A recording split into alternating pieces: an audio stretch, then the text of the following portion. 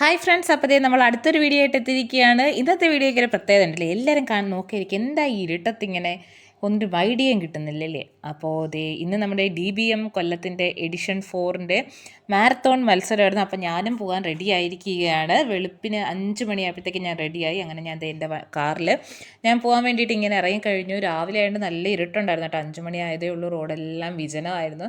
എങ്കിലും ഞാൻ അങ്ങ് പോയി.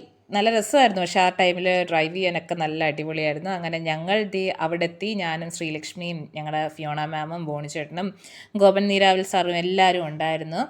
അങ്ങനെ ചെയ്ത് ഞങ്ങൾ അങ്ങനെ നമ്മുടെ കൊല്ലം ആശ്രാമം മൈതാനത്തിൻ്റെ ഫ്രണ്ടിൽ എത്തിയിരിക്കണം. അവിടെ നിറച്ച ആളുകളായിരുന്നു കേട്ടോ. ഒരു 10,000-3000 പേരിൽ പുറത്തുണ്ടായിരുന്നു. അപ്പോൾ ഓടാൻ എല്ലാവരും റെഡി ആയിട്ട് ഇങ്ങനെ നിൽക്കുകയാണ്. അങ്ങനെ ഞങ്ങൾ സ്റ്റാർട്ട് ചെയ്തിരിക്കുകയാണ് ഞങ്ങളുടെ റണ്ണിങ്.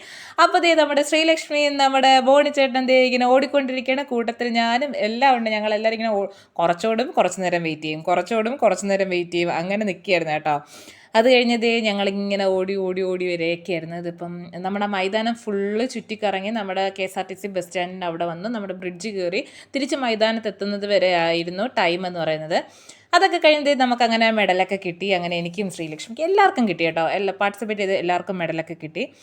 അതാണ് DBM കൊല്ലം എന്ന് പറഞ്ഞ നമ്മുടെ ക്ലോക്ക് ടവറിൻ്റെ ഒരു ചിഹ്നത്തിലൊക്കെ ആയിരുന്നു. പിന്നെ അതോടൊപ്പം നല്ലൊരു ഫുഡായിരുന്നു കേട്ടോ. അടിപൊളി ഫുഡായിരുന്നു, അത് പറയാതിരിക്കാൻ വയ്യ. നല്ല സൂപ്പർ ഫുഡായിരുന്നു.